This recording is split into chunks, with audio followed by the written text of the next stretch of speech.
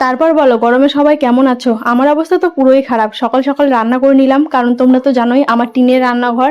আর টিনের রান্নাঘর সূর্যের তাপে যতই বেলা হয় আরো তেতে একদম কি বলবো আগুনের গোলা তৈরি হয়ে যায়। তো সেই জন্য সকাল সকাল রান্না বান্না করে নিলাম। আর আজকে একটু মেয়েকে টিভি দেখে খাওয়াতে হচ্ছে, তার কারণ এই রৌদ্র গরমের মধ্যে আমার আর এনার্জি করছে না যে ওকে নিয়ে রাস্তায় ঘুরে ঘুরে ওকে খাওয়াই।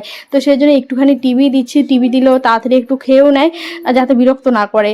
তো এবার চলে এলাম হচ্ছে বাসন মাজতে, আর আমার পেছন পেছন আমার মেয়েও চলে এসেছে আমার সঙ্গে সঙ্গে। ওরও মনে হয় গরমটা বেশি লেগে যায়। দেখো সকাল হতে না হতে মানে সকালের খাওয়াটা ওর হতে না হতে শুরু করে দেয়, মা স্নান করবো না স্নান করবো। যে দেখেছে আমি কলপারে এসেছি বাসন মাজতে, অমনি ও স্নান করার জন্য যে শুরু করে দিয়েছে। তো আর কি করবো, সেজন্য গামলাটা আমি নিচে নামিয়ে দিলাম। দেখো কেমন কত রকম রং করে স্নান করছে।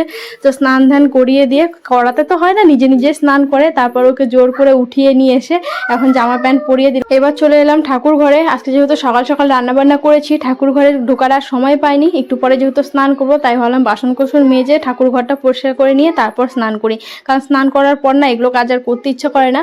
তো এখন একটু সময় পেলাম সকালে ব্রেকফাস্ট করার জন্য। আর পেঁপে আর হচ্ছে শশা নিয়ে এসেছি। তোমরা তো জানোই আমি ডায়েট করছি, কিন্তু বাবার বাড়িতে গেছিলাম দুদিন আগে, একদমই ডায়েট হয়নি। ওখানে তো আমি 3 বেলা ভাত খেয়েছি। বাড়িতে থাকলে তো 1 বেলা ভাত খাই, কিন্তু ওখানে মায়ের হাতের এত টেস্টি টেস্টি রান্না হয়, না খেয়ে আর থাকতে পারি না। আবার সামনে ষষ্ঠী আছে, তখন যাব। তো এই কটা দিন যেহেতু বাড়িতে আছি, তো ভাবছি এই কটা দিন আমি ফুল ডায়েট করব, কারণ ষষ্ঠীতে গিয়ে 2-1 দিন থাকবো, তখন আবার খাওয়ার উল্টোপাল্টা হয়ে যাবে। তখন ঘরটারগুলো ঝেড়ে নিয়ে, উঠোন ঝেড়ে নিয়ে আমিও স্নান করে নেবো।